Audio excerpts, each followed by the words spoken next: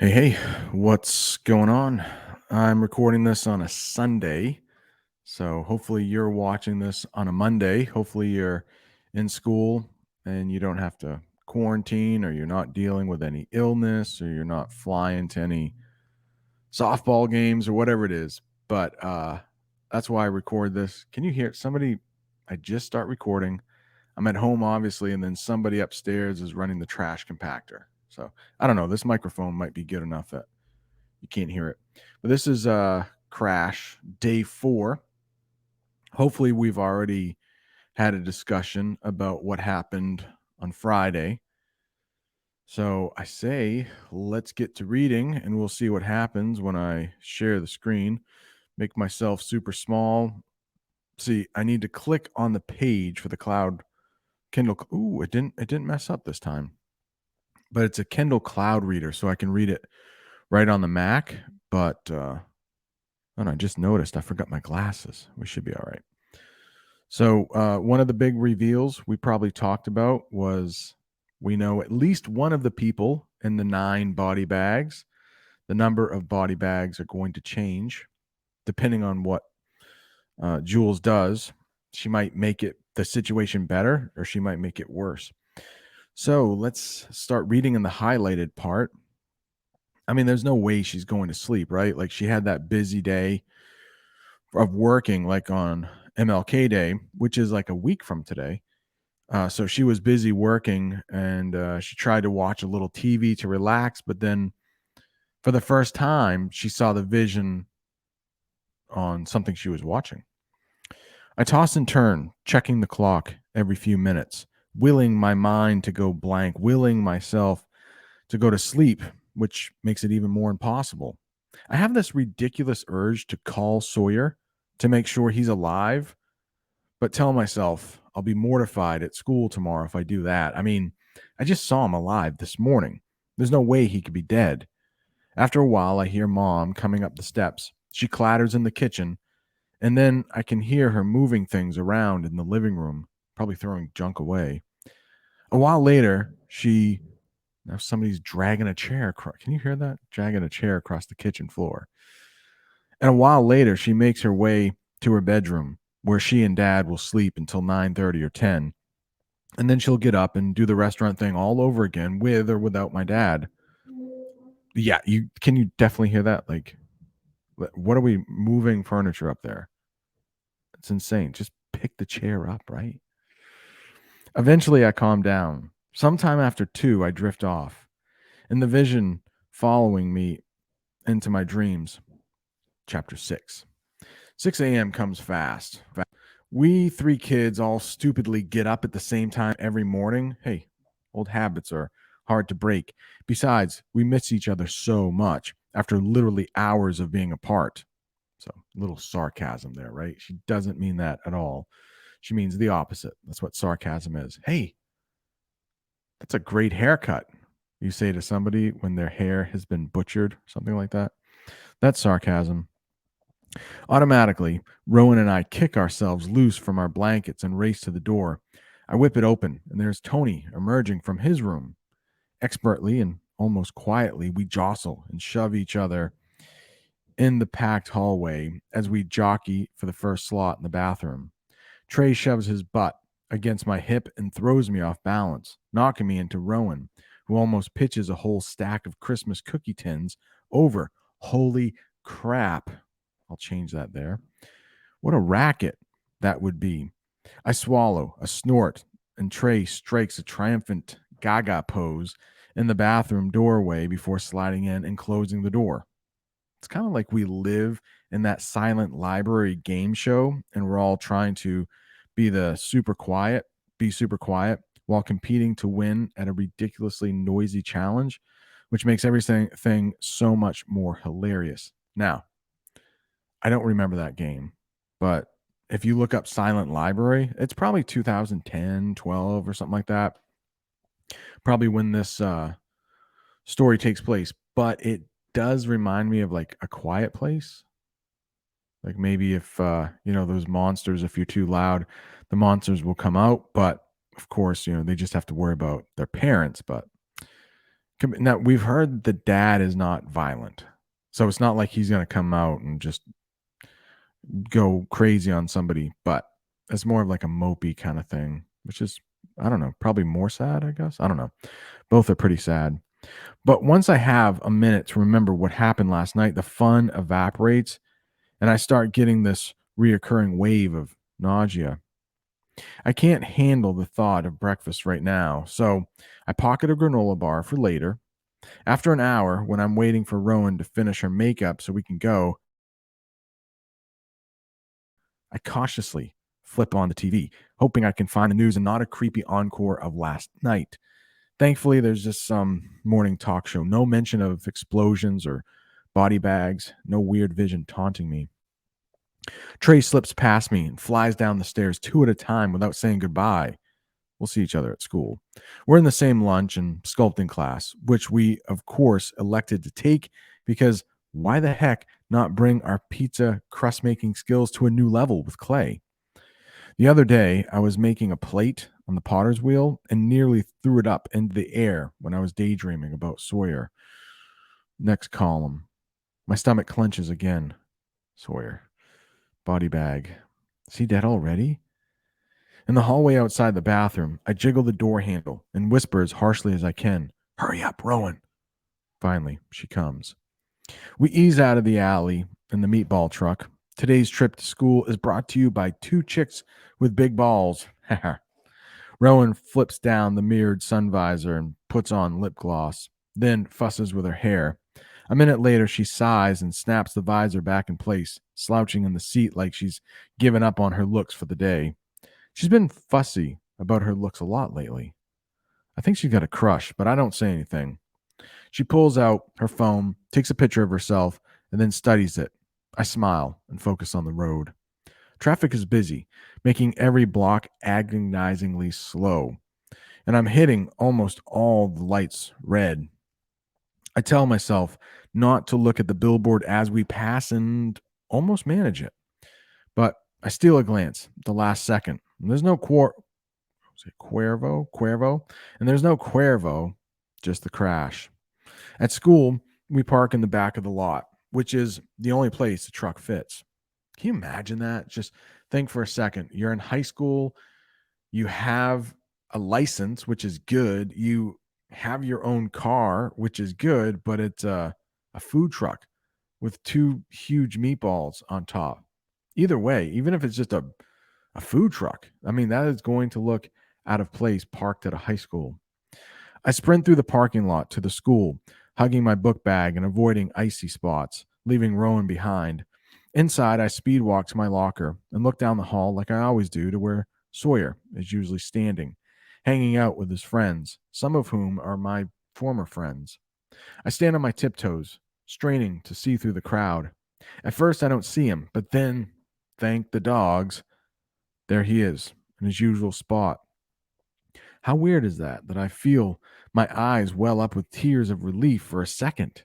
He glances my way, and I almost duck, but realize at the last moment that would look even more stupid than me staring. So I quickly turn my head and stare into my locker, blinking hard. And then my respiratory system checks in, reminding me to breathe before I pass out. Sweat pricks my scalp.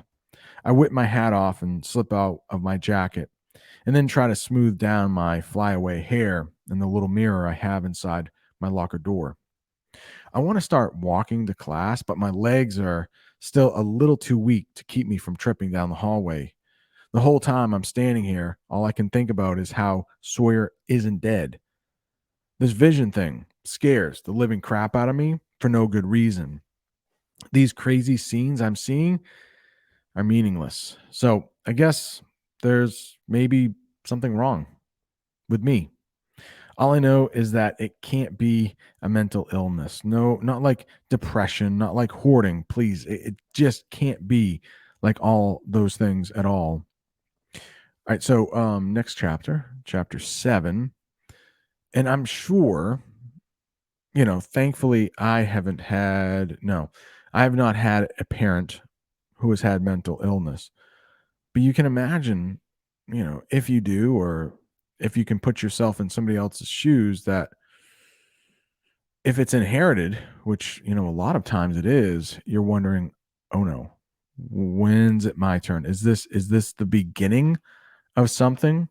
So even there, she's telling us, like, she could be an unreliable narrator. I mean, of course, she's not an English teacher in an English class, but she's telling us, like, this might not even be real, which makes me think it is. But remember, I've read this a few times. What the heck? Oh, great. Hopefully you can't hear this, but I'm hearing it. I'm hearing it in the mic. I think my wife is vacuuming upstairs, which is great, but because it'll be clean when I get up there. It's very nice of her, but it's a little it's a little distracting to me. I can block it out. Hopefully it's not distracting to you. Okay, block it out. Focus. Chapter 7, as the vacuum goes over directly above. Chapter 7. I don't Come on, man. It's going to stop. There's not a lot to vacuum up there. There's not a lot to vacuum. We have a very small rug and a bunch of hardwood floors. Well, depends on how much she wants to vacuum. Guess what? My microphone cut out. It wasn't that the vacuuming was getting too crazy. It was just so you'll hear, I got my AirPods in now, so probably a little bit of a different sound, but let's start back with chapter 7 right here. Should be able to bring it up. There it is. Chapter 7. I didn't look at the billboard. I don't turn on the TV. I don't go at any movies.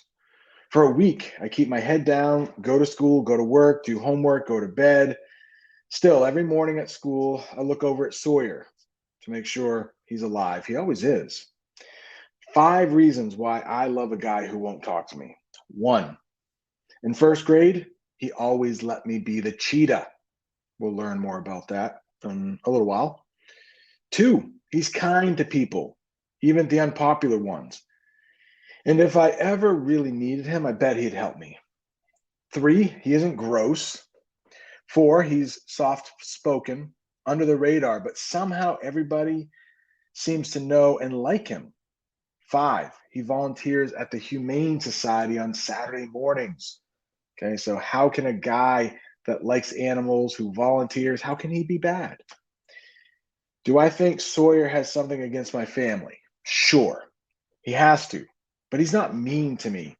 He just ignores me most of the time now. Still, when we were forced to pair up for a science project in 9th grade, we talked almost like normal, which gave me so much hope.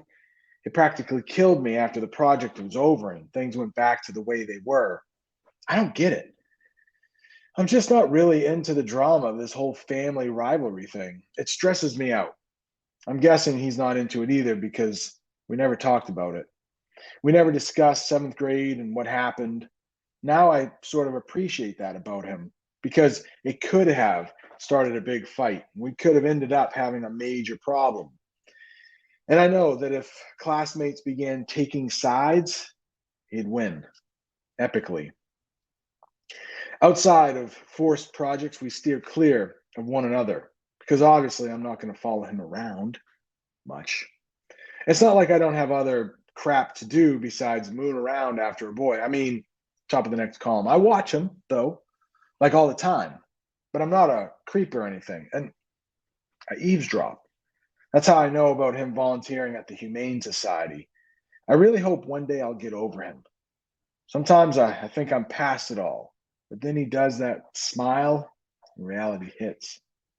Saturday morning, on our way into the city for the lunch rush, I make Trey drive past the Humane Society to see if Sawyer's car is there. It is. I don't know why I keep worrying about him when ignoring all of this is what I really want to do. But I can't shake that image of his dead face from my mind. What's going on with you? Trey asks after a while. Just tired. I say automatically. It's the stock answer in our house whenever we don't want to talk. Everybody understands tired. Nobody questions it. Nobody tries to talk you out of it. But Trey knows me better than anybody. Why don't you ever do anything for fun?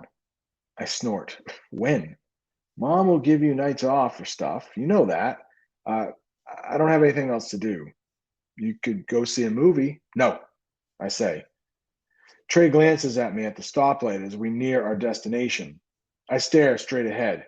I can't look at him, or he'll know something is wrong. I focus on the construction crews along the side of the street, hanging up banners. Top of the next column. Not the next page, though. Not yet. Right there. Hanging up banners for a spring flower show at the conservatory. In that instant, all the banners, as far ahead of us as I can see, change. I suck in a breath. The banners now advertise dead Sawyer Ignati's face. What's wrong? Trey asks. His voice is concerned. Nothing, I say. I lean down and pretend to rummage around in my purse. Seriously, I just need more sleep. I don't believe you. I don't know what to say to that. Besides, it's time to park the balls and feed some hungry people. Every time I hand food out the window to the customers, I catch the long line of banners out the corner of my eye and see Sawyer's dead face. Go away, I mutter. Customer looks at me, taken aback. Oh, no, not you, I say. Sorry. Great. Now I'm insulting customers and talking to the banners. No mental illness here. I keep my eyes closed for the ride home. Chapter 8. I think we got a little more time, right? Yeah, we got about 5 minutes. Hope you're enjoying this. Right now, maybe I'll pause and see if anybody has any questions about this or predictions or thoughts. Chapter 8. Back at the restaurant for the dinner rush, Dad is in the kitchen with his chef jacket on, which is a good sign. Trey and I exchange a glance, and Trey calls out, "Hey, Pops." Dad looks up and smiles. "That's my boy." His voice booms. It always has. He's been startling innocent children for as long as I can remember. Luckily, Trey did not inherit that trait. Did you have a good day? Where'd you end up? Any other trucks out there in this weather? He can never just ask one question when he's feeling good. Okay. Keep that in mind, okay? Never asking just one question. It'll be important later. Just trust me. I let Trey handle him, keep walking, grabbing a fresh apron and tying it around my waist on my way to the hostess stand. Excuse me. Need a little water here. Hey, Aunt Mary, I say. She's my dad's sister. She reaches for me and air kisses my cheek, then squeezes my upper arm and shakes me like she's been doing since I was a little girl. So beautiful, she declares loudly. You have your father's face. Yeah, thanks. That's not like a weird thing to say to a girl or anything. I smile and ask, is it busy? Where's Rowan? Table 7 and 8, 10 topper. Rowdy bunch of hooligans. Maybe Trey should help her. All right, 10 topper. If you ever have to work in the restaurant business, I did when I was in college. A lot of times the table, it just the number of people at the table, they'll say, oh, we have a 6 top coming in. So that's a 10 topper. So 10 people at the table. Pretty big table. I try not to scowl. Aunt Mary still lives in the last century. I'm sure she and I can handle it fine. Trey's doing deliveries tonight. He's talking to Dad. Aunt Mary gives me a knowing look. We never discuss Dad's little problem with anybody. It's this huge secret everybody knows, but nobody talks about. Nobody's allowed in our apartment. Nobody knows us who knows us personally asks why. Just invoking Dad's name is enough to stop Aunt Mary from pressing the issue. Talk about power. The guy who does the weirdest crap has all the power. I grab a pen and an order pad, head into the dining room, catch Rowan's eye. She gives me a stricken look and points with a sideways nod to the big group. I look, top of the next column, and my heart sinks. It's a bunch of kids from school looking like they're all in one giant icky date. With a glance, I see 3 guys who have tortured Trey in one manner or another since middle school. 2 of the girls, Roxy and Sarah, used to be my friends in elementary school before the cliques formed. Roxy was even upstairs for my 6th birthday, back before the formation of the Psycho's dump. I get the status from Rowan and help her bring out the drink orders. I smile politely at anyone who catches my eye. I'm not here to socialize. I'm here to serve as many. I'm sorry. Here to serve as nanny and slave, clean up when they make a huge mess of sodden sugar packets, hot pepper, water glasses, and clogged palm shakers, and smile gratefully as I watch them. Sodden, it's just another way to say like soaked or really wet. Parm shakers, probably short for Parmesan shakers. Italian restaurant, probably have some Parmesan. And not leave a tip. And I will promptly dismiss it from memory the next time I see them when they call out in the hallway, "Hey, Jules, how are the big balls treating you?" Because that is what we DeMarcos do to survive and pay the bills. And we do it well. Oh, hey, Julia. Roxy says, I don't remind her that I've gone by Jules since 3rd grade. And I do not call her Roxanne in return. What can I get for you, Roxy? Or do you guys need a few minutes to decide? Half of them haven't acknowledged me at all. And the other half give each other that smirky, hey, we should probably check out the menu look. And no one answers my question. I stand there a minute more and then say, so you need a few minutes? Yeah, a couple of them say. I'll stop back. If you decide before I get here, just flag me down. Silence. Okay, great. I walk away feeling like a big bucket of stupid. My face gets hot. I hear the order up bell, so I make a beeline for the kitchen to grab food for Rowan. Trey is headed my way. I put my hand out. Don't go out there, I say, and that stops him. I give him a sympathetic smile. Who's there? A-holes. Don't worry. We've got it covered for now. I'll let you clean up after them. Awesome, he says, rolling his eyes. But I know he's grateful. It's not like Trey needs anybody to protect him. But with Dad in the kitchen tonight, none of us want any trouble out on the floor. And with that cast of bigots out there, there would most certainly be trouble. Trey turns around and starts helping Casey, the dishwasher, while I grab the pizza and spaghetti for table 4 and head back out. All right, so there's a whole lot of inferencing going on there. A lot of inferencing. The author never comes out and says exactly what the problem is, but I'm thinking somebody in this class, because there are so many very intelligent people in this class, you do know what the problem is. And that's all I want to say about that. Don't want to say too much.